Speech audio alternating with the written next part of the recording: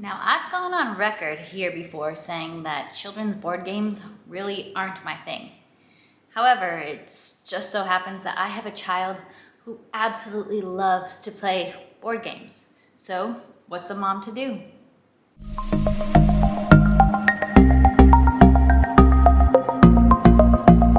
Hi, I am Rachel from 7 and All. I am a second-generation homeschool mom, and in today's video, I am collabing with Katie from Life in the Mundane and some of our other friends here on YouTube to talk about board game recommendations, get your gears turning, maybe help give you some helpful recommendations for board games for your family.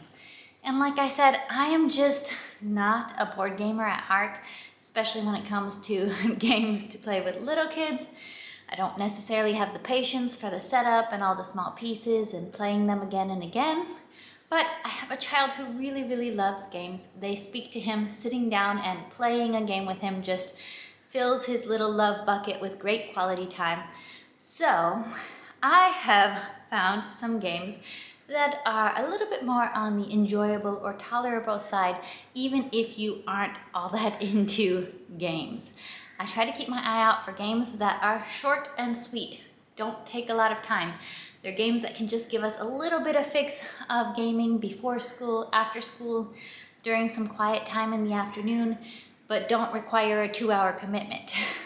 So that's what I'm going to be sharing with you today. First of all, I want to remind you, don't forget about the classics. I know there's so many fancy little kids board games these days, but checkers, chess, and Mancala are great, especially checkers and Mancala because they can be very short rounds. And when you're playing chess with a 5-year-old, it often is a fairly short game as well. So don't forget those type of classic games that are just easy to learn, easy to play, and you can play around and then move on with the rest of your day. Another classic to keep in mind, which our family's tin of dominoes is very rusty, very well loved. But dominoes is another great one of the classics. There are several different ways to play dominoes. We often like Mexican train, and if you're playing a full game, that can take a really long time. But if you just play, 2 rounds or something, you can get your fix of game time. There's a nice, clear, defined end to a round, so that's another good one. I will link to these various games that I'm mentioning in the description down below, so you can check them out. Now, here is probably my best recommendation of the whole video. If you have a child who loves Monopoly, and you don't, get Monopoly Deal. Because Monopoly requires like a 3-hour time commitment, a whole box full of money, all these property cards, all of that stuff. Monopoly Deal has a lot of the satisfying aspects of actual Monopoly. It has properties, it has money, it has trading properties with other players.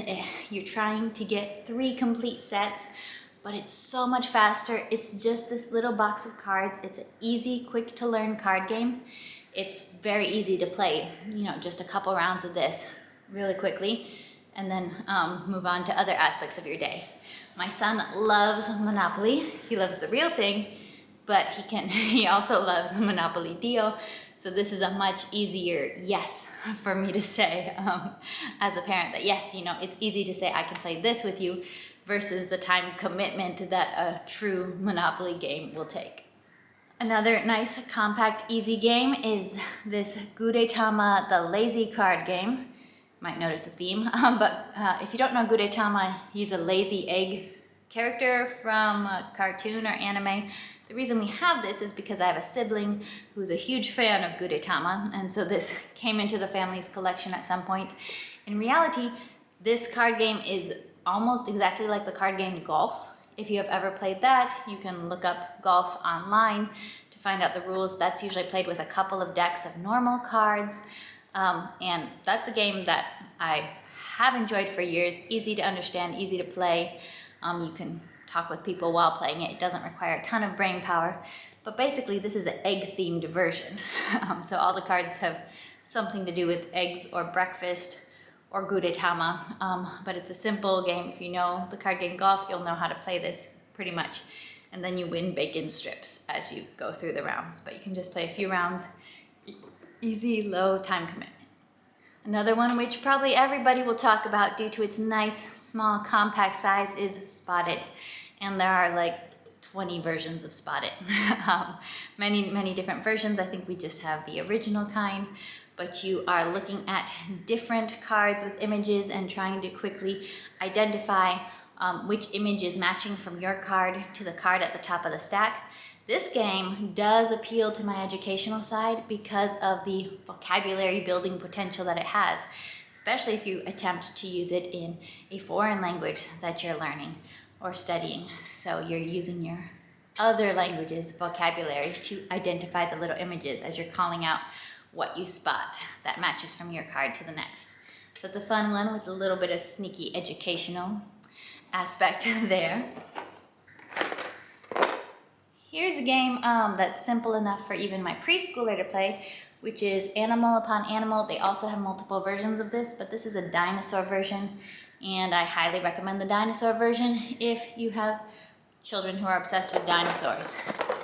The idea is kind of like the opposite of Jenga in some ways. You are trying to build a stack of animals that are balancing on one another. You're not trying to tear it down. It will eventually fall down at some point, but you're trying to see how many you can stack up, get some little dexterity practice, and get the fun and excitement when it falls down. Again, very quick rounds. Transamerica is another game that could be long if you really play the full game out, but it also could be a shorter game if you decide ahead of time, hey, we're gonna go ahead and play 3 rounds of this, because 1 round does tend to go pretty fast. And it is handy to have probably more than 2 players with this. 3 is probably the minimum. You can play it with 2, but 3 players makes it a little more fun, and a few more players makes it more fun as well. This is very similar to the probably more famous Ticket to Ride type games, with the idea that you are building train tracks from one city to another city. It gives some good reading practice for beginning readers as they're learning to recognize the names of cities and get a tiny bit of geography in there. But mostly it's a fairly quick game, easy setup, one that is easy to get out, and also pretty fun. Now, I'm going to end this video with actually a wild card, which is not a game that I play with my son, but a game that I actually enjoy purely myself for the actual enjoyment of the game, and it is not a little kid game. Like I mentioned, I'm a little bit more tempted by the games that are more designed for the older crowd, and this is Heroes of the World. Our family got this last year for Christmas, and we have really enjoyed playing it. It says age 12 and up.